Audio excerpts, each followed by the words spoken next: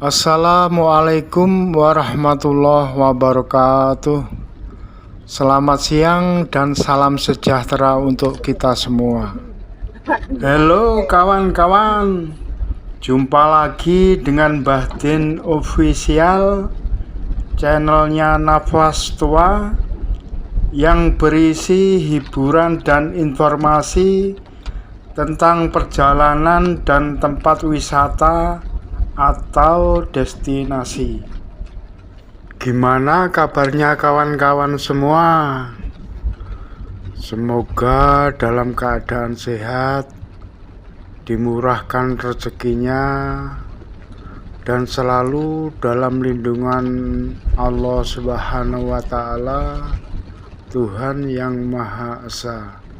Amin amin ya rabbal alamin. Kali ini kita akan melakukan perjalanan start dari depan kantor Kecamatan Kandangan menuju Taman Kili Suci Pare, Kabupaten Kediri. Gimana keseruannya, baik kondisi jalan maupun kondisi lalu lintasnya? Ayo tonton video ini sampai selesai. Bismillahirrahmanirrahim. Yo yo yo.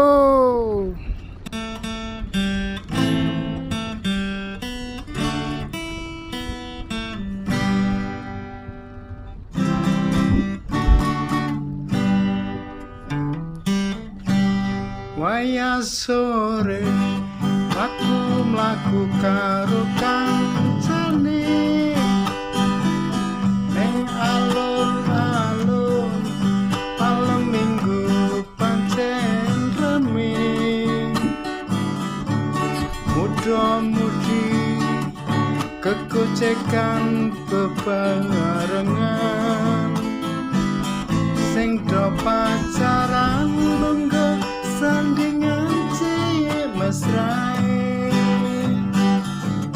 Kutha Kediri wiwit biyen pancen keren, Taman Sekartaji lan Guwa Selo Mangleng, Taman Brantas ana ning pinggir Bengawan, Taman Hutan Jayabaya kaya dene pikiran.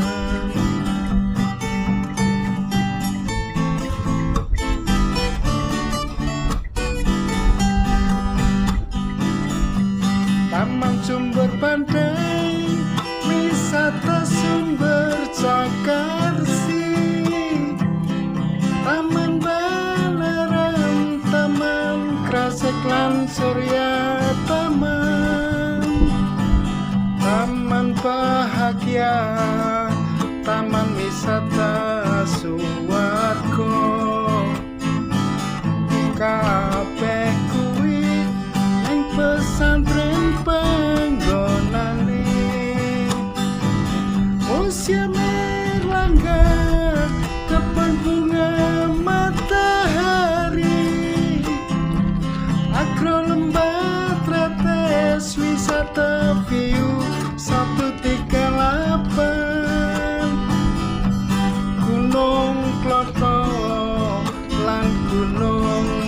asku mambang kabeh kuwi ana ning Mojokerto.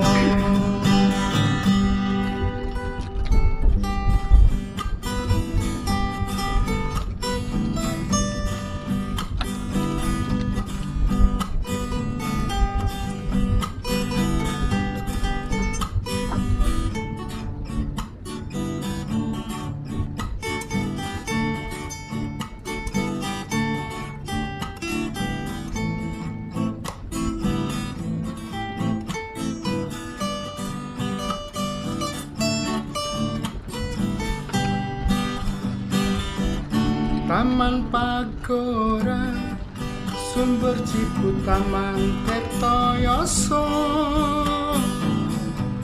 Taman Gronggo, Taman Bejo, Taman Harmoni, Memoria Park, Jembatan Brawijaya, Jalan Toho, wes kilure jroning ati, stasiune ning Baluwerti panggonane, terminale Tamanan kuwi jenenge, Setono Pethek pasar tradisionale, Stadion Brawijaya kandange macan putih.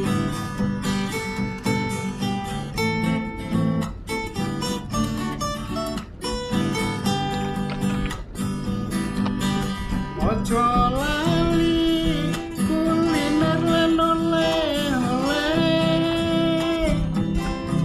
pecel punten benjing mriki malih, tahu kuning gedhog pisang cek nyamplenge, kabeh kuwi ana ning kutha Kediri. Ora ketinggalan karo seni tradisine, jaran kepang kedai okang wis kondang kaloko. Ayo dulur sing penasaran ro critaku iki, dan kokteno dijamin ora bakal rugi.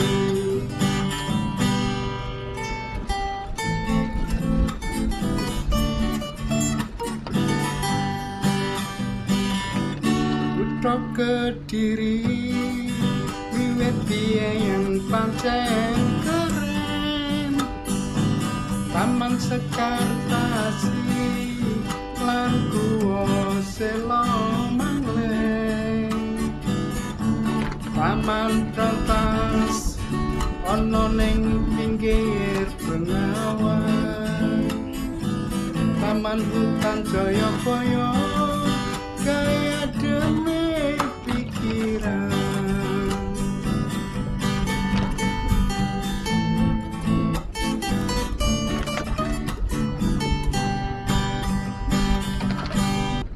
Oh iya kawan, supaya channel ini bisa berkembang dan saya lebih giat lagi untuk membuat video.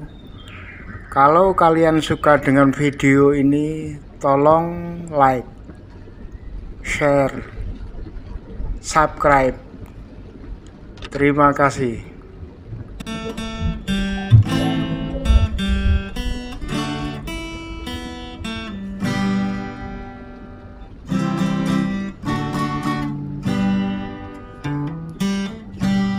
Wayah sore aku mlaku karo kancane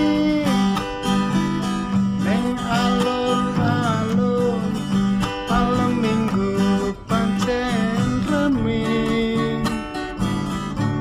muda-mudi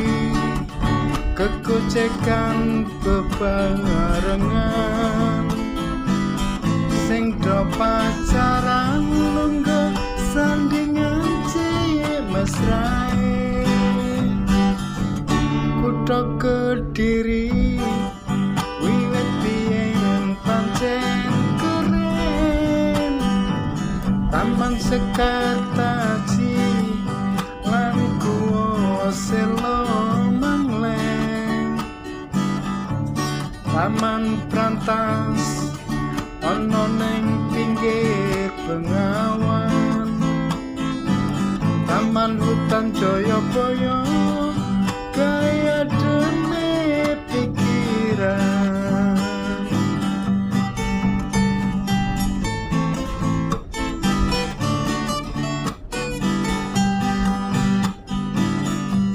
Taman Sumber Pandai wisata sumber Cakarsi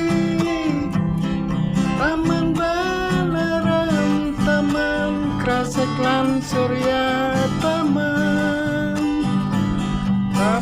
Bahagia Taman Wisata Suwargo kabeh kuwi ning pesantren panggonane Museum Erlangga kebun bunga matahari Agro Lembah Tretes wisata view 138 Gunung Kloto lan Gunung Mas Kumambang kabeh kuwi ana ning Mojokerto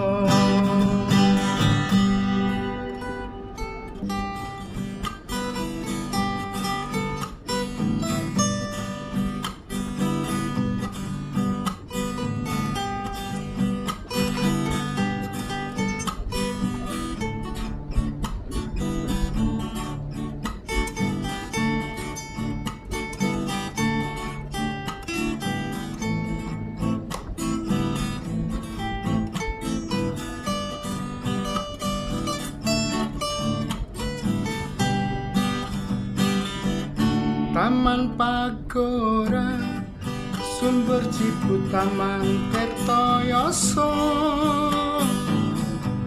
Taman Gronggo Taman Bejo Taman Harmoni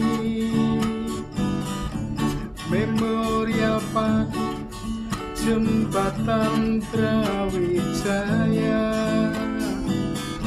Jalan Doho wis jroning ati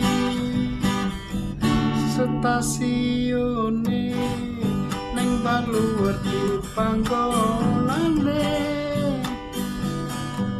terminale tamanan kuwi jenenge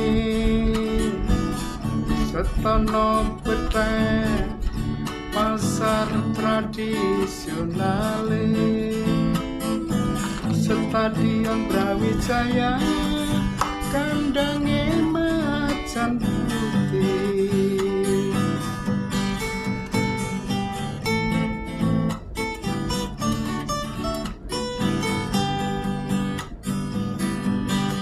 Ojo lali kuliner lan oleh-oleh pecel punten benjing mriki malih tahu kuning gedhog pisang cek nyamplenge kabeh kuwi ana ning kutha Kediri ora ketinggalan karo seni tradisine jarang kepang kethek akang wis kondang kaloka ayo dulur sing penasaran ro critaku iki dan pokteno dijamin ora bakal rugi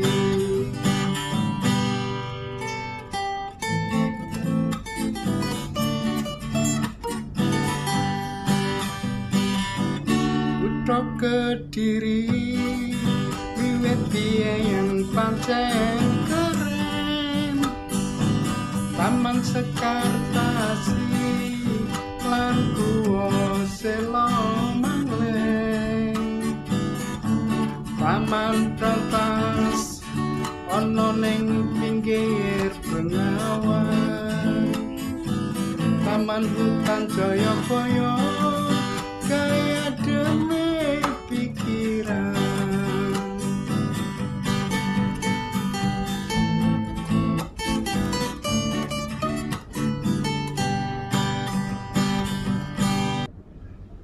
Oh iya, kalau kawan-kawan membutuhkan informasi tentang akses ke pantai-pantai di Kabupaten Malang, Blitar, Tulungagung, dan Trenggalek, kawan-kawan bisa lihat video-video yang lain di channel ini.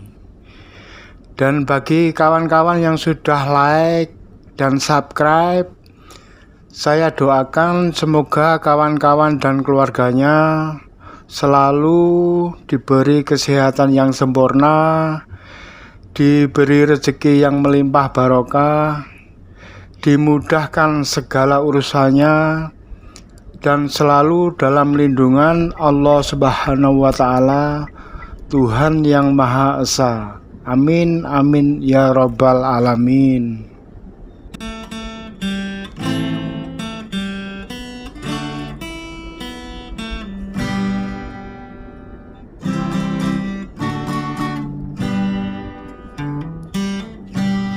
Waya sore aku mlaku karo kancane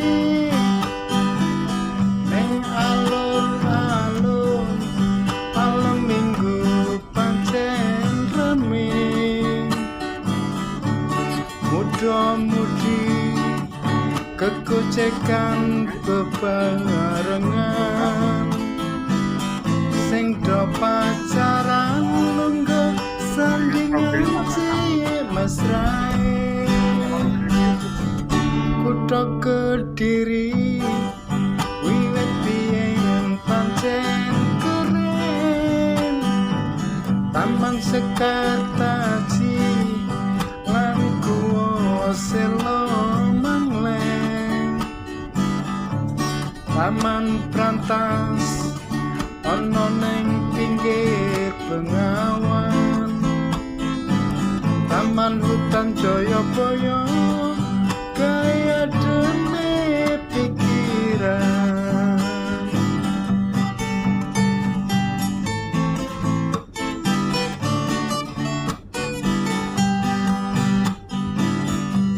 Taman Sumber Pantai wisata Sumber Cakarsi Taman Balerang Taman Krasek lan Surya Taman Bahagia Taman Wisata Suwargo kabeh kuwi ning pesantren panggonane Museum Erlangga kebun bunga matahari Agro Lembah Tretes wisata view 138 Gunung Kloto lan Gunung Mas Kumambang kabeh kuwi ana ning Mojokerto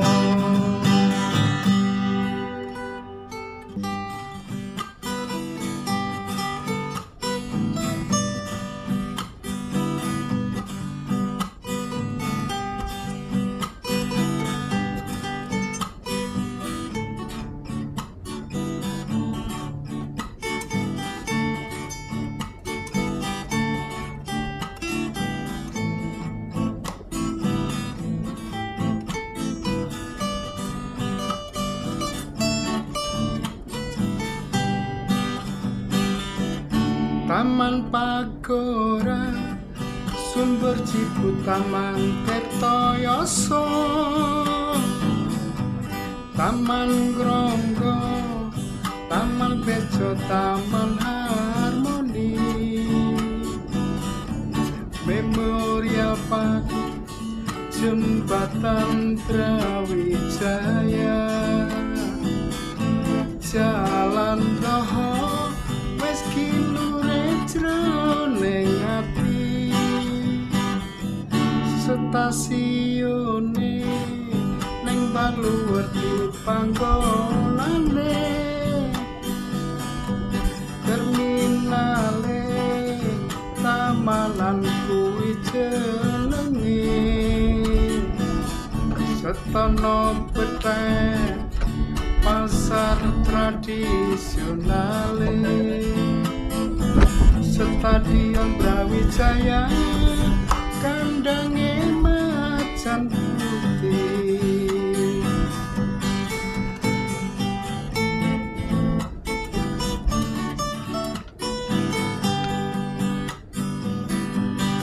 ojo lali kuliner lan oleh-oleh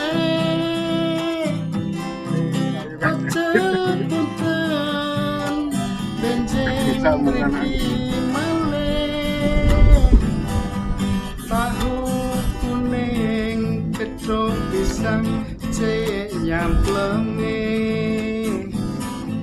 kabeh kuwi ana ning kutha Kediri ora ketinggalan karo seni tradisine jaran kepang kethek abang wis kondang kalogo ayo dulur sing penasaran ro critaku iki dan poteno dijamin ora bakal rugi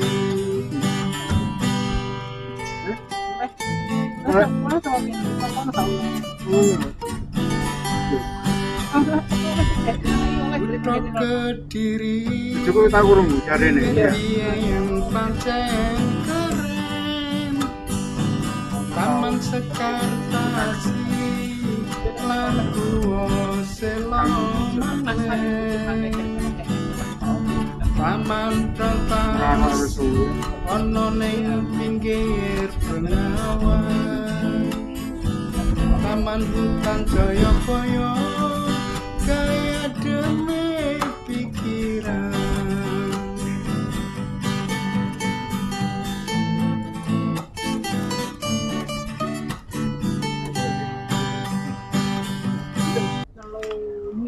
Oh iya kawan-kawan, mudah-mudahan video ini bermanfaat, dapat menghibur atau bisa buat referensi kawan-kawan untuk healing atau jalan-jalan bersama orang tersayang atau sekedar escape atau lari dari rutinitas kantor atau pekerjaan lain biar pikiran kembali fresh lagi. Sehingga kedepannya kawan-kawan lebih semangat lagi menjalani rutinitas dalam pekerjaannya.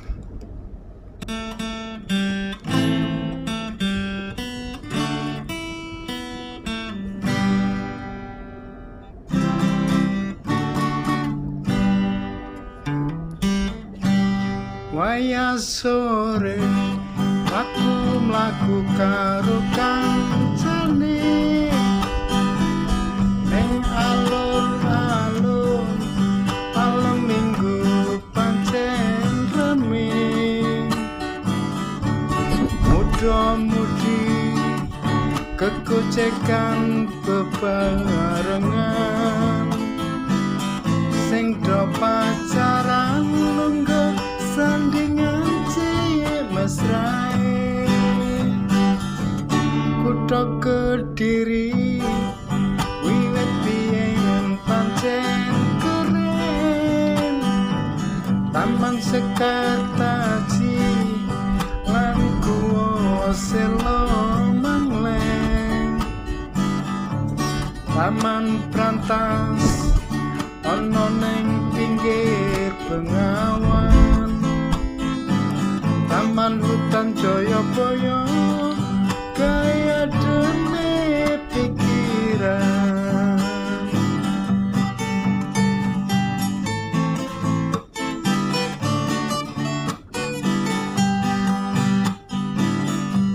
Taman Sumber Pandai, wisata Sumber Cakarsi, Taman Balerang, Taman Krasek lan Surya Taman, Taman Bahagia, Taman Wisata Suwargo,